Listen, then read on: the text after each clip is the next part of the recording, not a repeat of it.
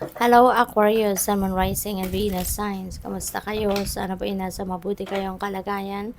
Welcome back po sa Star Tarot. At kung bago kayo dito, welcome din po kayo.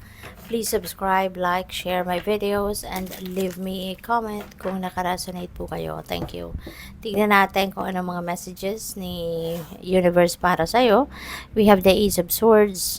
So, Ace of Swords is a new beginning. Ace is a new beginning, no? So, meron kayong sisimulang bagong ganap dito. Merong mga bagong ideas, bagong inspiration, no? Baka merong mga epiphanies dito na dadating na siyang magpapalinaw or magdadala ng clarity sa isip ninyo, sa mga sitwasyon ninyo, yung ganon. Alright? Pwede rin na there is a beginning of a new situation, no? Baka merong bagong path na magbubukas rito para sa inyo. Kaya good luck sa inyo. We have Knight of Cups. Knight of Cups is this is an offer, no? This could be an offer of love para sa iba sa inyo, lalo-lalo na kung kayo ay single pa. Baka meron ditong bagong romantic relationship, no, na ino-offer sa inyo ang iba. Baka merong nagkakagusto sa inyo, merong manliligaw sa inyo, yung ganun ba, no? There is someone who's going to express their love para sa inyo, their romantic interest sa inyo. Kaya good luck, no, Aquarius. We also have the Six of Cups. Wow, there is someone returning sa buhay mo. You know, baka yung taong ito ang muling gustong pumasok sa buhay mo, no? Pwedeng ex mo ito no? Baka meron ditong ex-boyfriend ka, ex-jowa mo, no? Ex-asawa. Depende sa inyong sitwasyon na baka kayo'y muling magkikita, no? At magko-cross muli ang inyong landas, no? At ngayon, baka yung taong ito is going to baka susuyuin ka muli, 'di ba? Baka liligawan kang muli, yung ganon. So good luck sa iyo. So depende 'yan, no? Depende 'yan sa inyo if this message resonating with you. So kayo nang bahala diyan kung babalikan ninyo or kung ano, no? Kung papaano ninyo ina-navigate ang situation na 'yan. It's all up to you.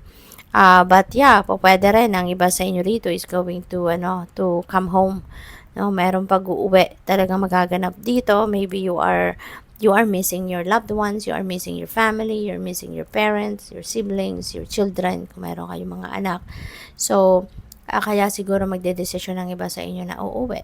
No? Maybe you are coming from abroad pa or ibang part ng country na medyo malayo, no, sa kung saan man kayo, kung nasaan ang mga mahal niyo sa buhay. So there is travel dito, no, definitely meron travel na magaganap dito for some of you. Kaya good luck sa iyo at mag-iingat kayo, okay? So tingnan natin kung ano pa yung mga mensahe dito para sa inyo, Aquarius.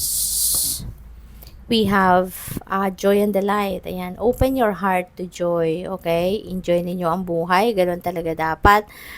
Regardless, no, kung anong pinagdadaanan, whether merong challenging situation or kung ano man, no, let's always find joy in our hearts. Kasi lahat naman yan, no, kahit na lahat na dumadating na nangyayari sa buhay natin, that is part of our soul's journey. 'Di ba? Nakaplano na yan sa libro ng Panginoon. Kaya, kahit yung mga problema, that is a blessing. 'Di ba? Baka, hindi kayo aware of that, no? Na yung mga problema, mga difficult situations, that's still a blessing for us. Kasi diyan tayo natututo, no? Yan ang sa atin, nakakapagpalakas ng loob natin. Diyan natin na ilalabas, no? Yung mga kinakatago-tago nating kalakasan, no?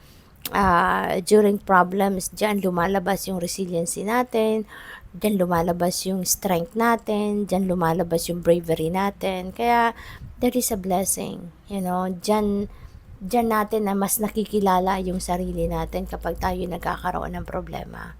So, what else? Overcoming obstacles, you can overcome anything. See, beautiful reminder para sa inyo na lahat yan, ay masusolusyonan mo. Kahit anong klaseng mga pagsubok ang dumating sa buhay mo, yan ay masusolusyonan mo, yan ay malalagpasan mo. Ito yung reminder sa inyo ng universe sa ngayon, you can overcome anything. Kaya wag kang panghinaan ng loob. Okay? Wag kang susuko, do not give up. Alright? Do not give up. Wag mong iiwasan, wag mong tatalikuran. Kasi kung ganun man, iiwasan mo man yan, nandiyan pa rin, hindi pa rin naman yan aalis. Hindi ba? So, it will just prolong your agony. Kumbaga, it will just prolong the difficult situation kung hindi mo ito haharapin. Kaya, lakasan mo ang inyong loob. No? Ito na yung sinasabi na sa inyo ng universe na malalagpasan mo ang lahat. Okay? Malalagpasan mo ang lahat. Kaya harapin mo na lang ito squarely. Okay? At wag nating iwasan.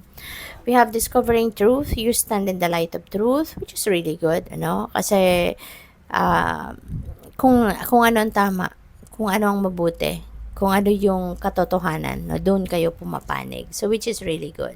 So, good luck po. Thank you for watching. Love and light. Namaste.